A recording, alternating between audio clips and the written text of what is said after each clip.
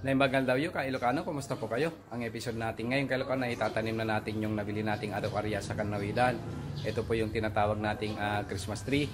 Kaya tara, samahan nyo po kami, ka-Ilocano. Tatanim natin tong nabili natin na halaman doon sa Kanawidan, ka-Ilocano, kahapon. Nakabili tayo. Dito natin ilalagay muna. Yan. Ilalagay natin sa paso dyan. Tapos maghahalo tayo ng yung may fertilizer kay Ilocano. Yan. Yan. Mix natin. Saka natin ipatong yung halaman natin. Yan.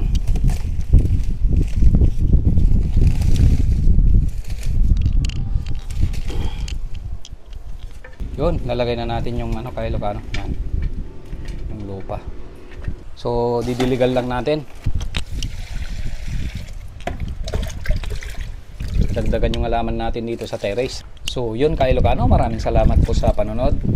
Ito lamang po yung update ng mga nabili nating halaman. So nag-order pa ako ng mga paso sa Lazada ka-Ilocano para yung nabili nating palmera at saka yung mga nabili nating halaman kahapon saka natin i-replant ka-Ilocano.